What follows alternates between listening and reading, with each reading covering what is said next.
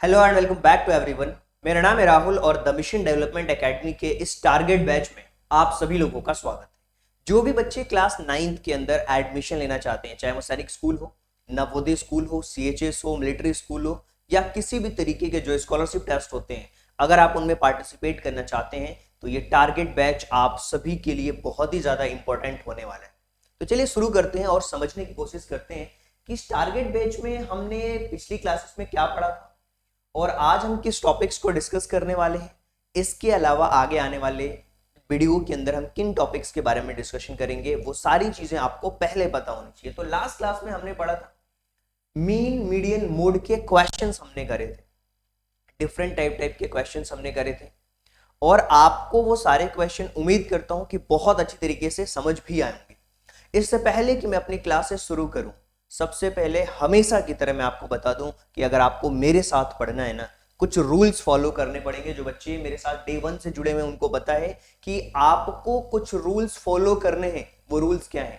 सबसे पहले आपके पास में एक नोटबुक और एक पेन होना चाहिए। दूसरी चीज, जैसे ही आपके पास में नोटबुक और पेन है और जो भी आपको पढ़ाया जाता है उसके नोट्स आपको खुद प्रिपेयर करना है ताकि रिवीजन के टाइम पे आपको वो मदद हो सके उससे।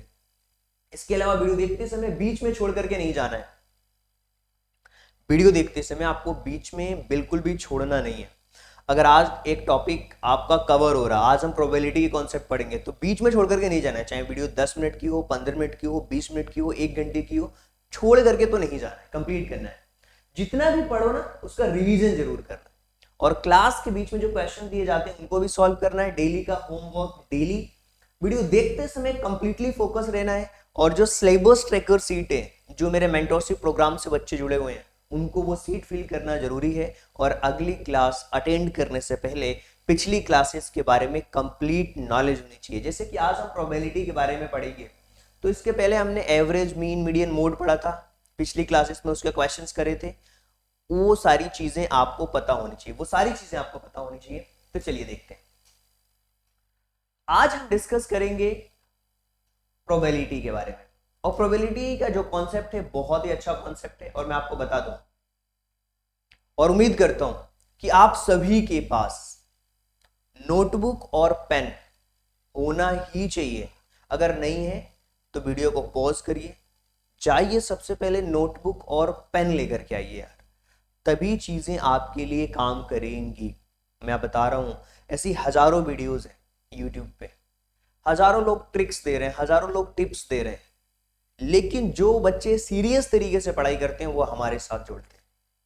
तो चलिए शुरू करते हैं और समझने की कोशिश करते हैं कि प्रोबेबिलिटी का मतलब क्या होता है। देखिए, प्रोबेबिलिटी का पूरा जो कॉन्सेप्ट है वो संभावनाओं पे डिपेंड करता है। जैसे ये मेरे पास में एक पेन है, इस पेन को अगर मैं छोड़ूंगा तो क्या चांसेस हैं? टूटने के चांसेस हैं या फिर नहीं है? दो पॉसिबिलिटी बनती है, या तो ये टूटेगा या तो फिर नहीं टूटेगा। ऐसे ही हमारे एनवायरनमेंट में अगर क्लाउडी एनवायरनमेंट है, बादल लगे हुए हैं, तो चांसेस है कि बारिश हो भी सकती है और नहीं भी हो सकती है। अगर हमारे पास एक कॉइन है, सिक्का है, उसको हमने उछाला, टॉस किया, तो या तो हेड आ सकता है या फिर टेल आ सकता है। दिस इज प्रोबेबिलिटी, जिसको हम संभावनाओं के बारे में बात करते हैं। कोई भी इवेंट को जब हम प्रोबेबिलिटी के माध्यम से कैलकुलेट करते हैं तो वहां पे कंडीशंस बनती है, उसकी होने की और फिर नहीं होने की बनती है। तो सबसे पहले अगर आपको प्रोबेबिलिटी का जो मेन फॉर्मूला आपको समझना है, वो सारी चीजें अभी हम डिस्कस करेंगे। लेकिन उससे पहले मैं आपको बता दूं कि जो हमारा सिलेबस है, उस सिलेबस के अकॉर्डिंग हम कहां तक पहुंच चुके हैं, सबसे पहले वो आपको पता होना चाहिए। ये सारे टॉपिक्स हम कवर कर चुके हैं। इसके अलावा आज जो हम टॉपिक्स कवर कर रहे हैं ना, बहुत सारे बच्चे ऐसे होते हैं जो नए जुड़ते हैं हमारे साथ में, तो मैं आपको बता दूं कि ये सारे टॉपिक्स हमारे कवर हो चुके हैं 16। और आज हम पढ़ रहे हैं प्रोबेबिलिटी के बारे में। इसके बाद हम पाई चार्ट पढ़ेंगे, तो आपको पता हो गया कि आज क्या पढ़ने वाले हैं और अगली क्लास में क्या पढ़ेंगे। ये दोनों चीजें आपको पता होनी चाहिए। ये सारे टॉपिक्स कवर हो चुके हैं और इसी तरीके से ये मैथ का पूरा सिलेबस है और ये सिलेबस सैनिक स्कूल का सिलेबस है। अगर आपने इसको अच्छे तरीके से प्रिपेयर कर लिया तो आपका नवोदय भी कवर हो जाएगा, सीएचएस भी कवर हो जाएगा, सारी चीजें अच्छी तरीके से कवर हो जाएंगी, क्योंकि कॉन्सेप्ट चेंज नहीं होते हैं, प्रोबेबिलिटी एक बार मैंने आपको पढ़ा दिया तो वो 10th क्लास में भी काम आना है, 9th क्लास में भी काम आना है, और प्रोबेबिलिटी के क्वेश्चंस आपको इसी तरीके से ही सॉल्व करना है। तो प्रोबेबिलिटी का जो मेन फॉर्मूला होता है उसको अपनी कॉपी के अंदर लिखना है। प्रोबेबिलिटी क्या होता है? Number of favourable outcomes upon total number of possible outcomes. अब इसका मतलब समझिए, मेरे पास में एक कॉइन है, एक सिक्का है, उस सिक्के को मैंने उछाला तो या तो हेड आ सकता है या फिर टेल आ सकता है। तो total number of possible outcome क्या हो सकते हैं? 2। हेड और टेल में से क्या हो सकता है? 2 हो सकता है। अगर मैंने बोला हेड आने की प्रोबेबिलिटी तो आप कहोगे सर हेड तो उसमें केवल एक ही होता है और हेड की आने की जो प्रोबेबिलिटी होती है वो 1/2 होती है। क्या होती है? 1/2 होती है। इसको कॉपी में लिखिए। सबसे पहले तो आप कॉपी में लिखना बहुत जरूरी है। अगर आप चीजों को लिखोगे नहीं तो चीजें आपको क्लियर नहीं होंगी। क्लियर है? कॉपी में लिखना बहुत जरूरी है। आई होप कि आपने लिख लिया होगा प्रोबेबिलिटी का फॉर्मूला। चलिए कुछ और तरीकों से मैं आपको समझाता हूं प्रोबेबिलिटी का मतलब, और किस किस तरीके से क्वेश्चंस आते हैं उसको आपको समझना पड़ेगा। देखिए, probability formula are used to calculate the probabilities of event. Finding a probability of an event happening calculate using this formula. सबसे पहले तो नंबर ऑफ आउटकम्स और total number of possible outcomes. आप देखिए, ये एक फॉर्मूला है जिसको आपको अच्छी तरीके से ध्यान रखना है। किसी काम की होने की जो प्रोबेबिलिटी होती है, किसी काम के होने की, किसी इवेंट की होने की जो प्रोबेबिलिटी होती है, और किसी इवेंट के नहीं होने की जो प्रोबेबिलिटी होती है, probability of event not E, equal to होती है 1 के बराबर। मतलब अगर कोई कॉइन है और मैं आपसे पूछ रहा हूं एक इवेंट के बारे में कि उस कॉइन को अगर उछाला जाए तो हेड आ सकता है या फिर नहीं आ सकता है, मैं कह रहा हूं हेड आ सकता है, और दूसरी बार मैं कह रहा हूं कि हेड नहीं आ सकता। अगर दोनों को मैं प्लस कर दूंगा तो क्या होगा? 100% श्योरिटी है उस काम को होने की, क्योंकि एक सिक्का उछालूंगा या तो हेड आएगा और या तो हेड नहीं आएगा, और हेड नहीं आने का मतलब कि टेल आया। तो इसी तरीके से यहाँ पे लिखा हुआ है event of probability plus event of not probability equal to 1। इस तरीके से यहाँ पे लिखा हुआ है अगर पी नॉट ए की वैल्यू फाइंड आउट करनी है, किसी भी इवेंट की वैल्यू फाइंड आउट करनी है, तो 1 में से जो भी प्रोबेबिलिटी है उसको माइनस कर दोगे तो पी नॉट ए की वैल्यू आएगी। इसी तरीके से अगर म्यूचुअली एक्सक्लूसिव इवेंट हो रहे हैं, मतलब दो सिक्कों के एक साथ उछाला जा रहा है, तो यहाँ पे दोनों को हम प्लस करके लेते हुए चलेंगे, चाहे वो एक ए वाला सिक्का हो चाहे वो दूसरा वाला हो। अगर इंडिपेंडेंट है तो ये हो जाएगा ए का अलग और बी का अलग, तो ये आपको लिखना है।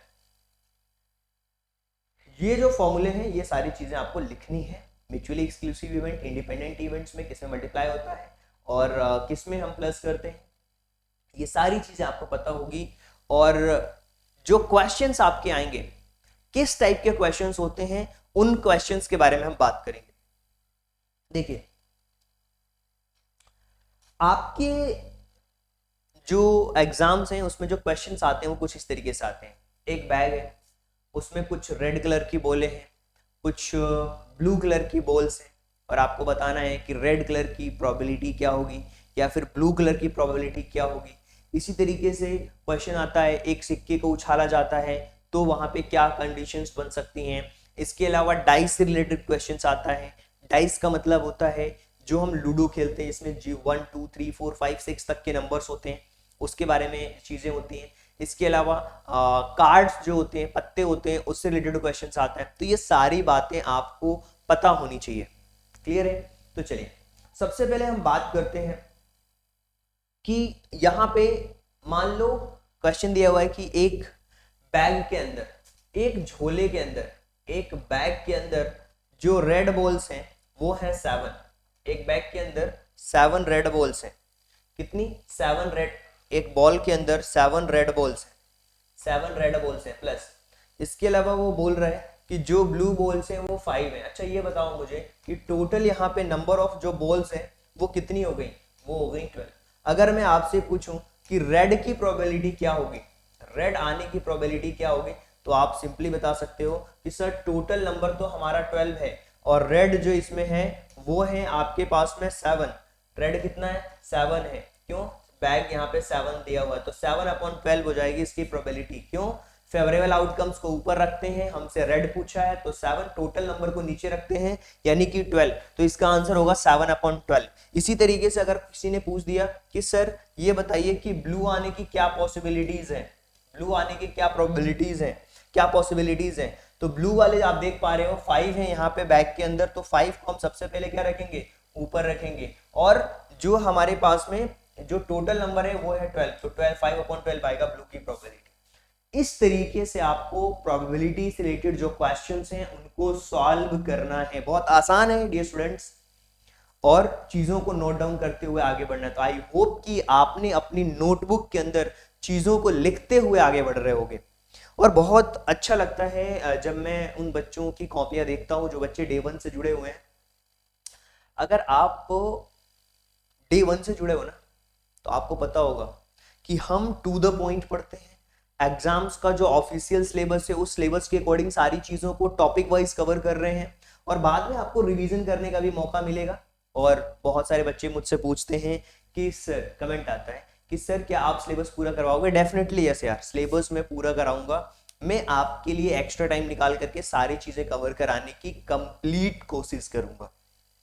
चलिए, तो अच्छा एक क्वेश्चन मैं आपसे पूछता हूं। जब भी कोई मैच होता है, फुटबॉल का मैच हो, क्रिकेट का मैच हो, दो टीमों के बीच में जब मैच होता है, तो हमेशा कॉइन ही क्यों उछाला जाता है? उसकी जगह पे डाइस क्यों नहीं कर देते कि 1 आएगा तो तुम बैटिंग कर लेना, 3 आएगा तो हम फील्डिंग कर लेंगे? ऐसा क्यों नहीं होता? देखिए, जब भी दो टीम्स के बारे में बात हो रही है, टीम के बारे में बात हो रही है, टीम 1 और दूसरी टीम 2, कॉइन क्यों उछाला जाता है? क्योंकि दोनों के लिए इक्वल प्रोबेबिलिटी है।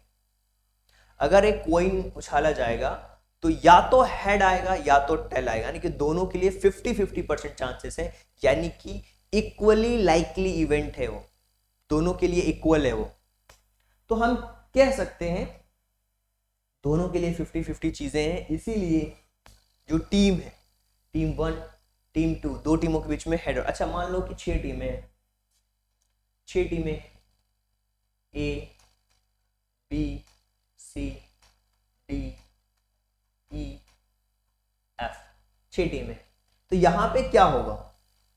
अगर किसी को 6 टीमों को अगर आपको चेक करना हो तो वहां पे डाइस हो सकता है। क्यों? क्योंकि डाइस सबके लिए 1/6 1/6 1/6 होगा, तो इक्वल प्रोबेबिलिटी होगी सबके लिए। तो टीम के बेसिस पे आप देख सकते हैं यहाँ पे टोटल आउटकम्स कितने आ सकते हैं, 2 आ सकते हैं। यहाँ पे टोटल आउटकम्स 1 से लेके 6 तक कुछ भी आ सकता है, यानी कि टोटल 6 आउटकम्स। इस तरीके से आप चीजों को देख सकते हो, सीख सकते हो, नोट डाउन कर सकते हो कॉपी के अंदर। अच्छा, एक डाइस से रिलेटेड क्वेश्चन आता है। जब भी डाइस के बारे में बात की जाए तो डाइस का देखो, ये इसको हम डाइस कहते हैं, और डाइस में 1 2 3 4 5 6 ये होते हैं 1 से लेके 6 तक के नंबर्स। ये बहुत बेसिक सी बातें हैं जो मैं आपको बता रहा हूं और जो मैं आपको दिखा रहा हूं, इसलिए दिखा रहा हूं ताकि आपको आइडिया लग जाए कि कहीं भी क्वेश्चन में डाइस वर्ड लिखा है तो आपको दिमाग में इमेजिन करना है ये डाइस। कॉइन से रिलेटेड कोई चीज पूछी जाए तो कॉइन को इमेजिन करना है। बैग से रिलेटेड कोई चीज आए कि बैग के अंदर बॉल्स हैं या कुछ भी रखे हैं बैग्स के अंदर, मार्बल्स रखे हुए, कुछ भी है, तो उस तरीके से चीजों को आपको जज करना। तो ये मैंने आपको बताया ताकि आपका जो माइंड है वो क्लियर हो सके। हाँ ठीक है, किस तरीके से चीजें हैं, ये डाइस का हो गया। अब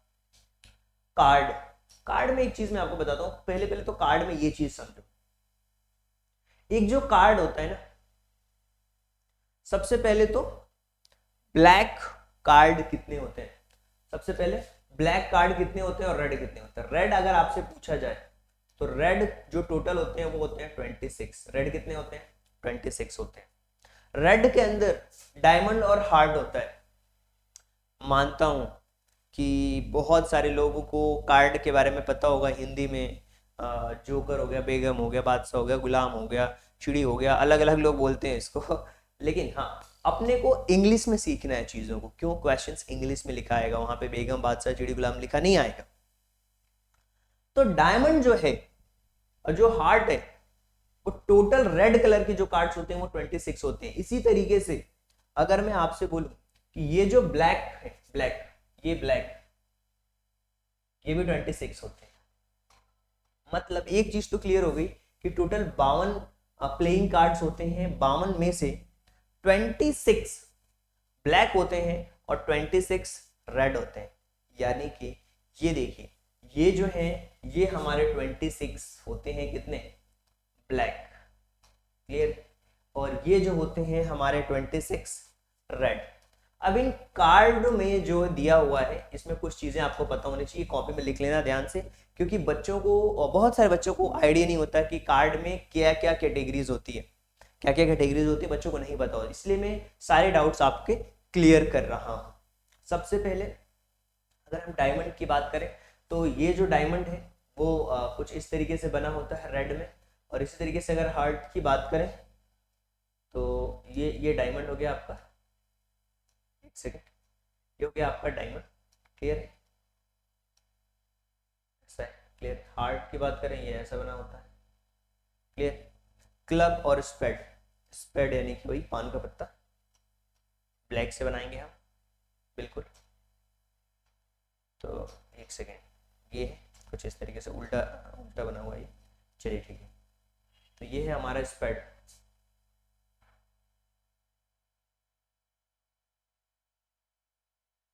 ठीक है, स्पेड हो गया। और क्लब, क्लब ये है, ठीक है, ये क्लब। तो आपको आइडिया लग गया। अब इसमें क्या चीज हमें ध्यान रखनी है, आपको ये ध्यान रखनी है, अगर आपसे ब्लैक कार्ड के किंग पूछे जाए तो 1 ये किंग और ये किंग 2। इसी तरीके से डायमंड में भी एक डायमंड का और एक हार्ट का, टोटल अगर 52 कार्ड्स में किंग होते हैं 4, क्वीन होती है 4, जैक होता है 1 जिसको हम एस कहते हैं, इक्का जो होता है ये होता है 1, ठीक है। तो ये 1 2 3 4 कैटेगरी हो गई, 1 2 3 4, एक इक्का हो गया, एक किंग, क्वीन और जैक, 4 चीजें हो गई। और बाकी जो बचे हुए कार्ड हैं 9, वो 2 से लेकर 9 तक, 2 से लेकर के 10 तक के नंबर्स होते हैं।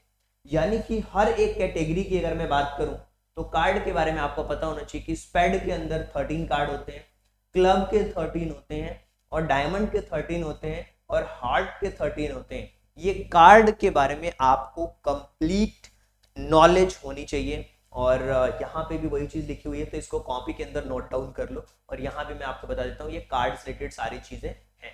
यहाँ पे देख लो, आप आसानी से चीजों को देख सकते हो। यहाँ पे जो चीजें मैंने समझाई है आपको कि सबके एस होता है एक, यानी इक्का, और फिर 2 से लेकर 10 तक के नंबर्स, और सबके जैक, क्वीन और किंग होते हैं।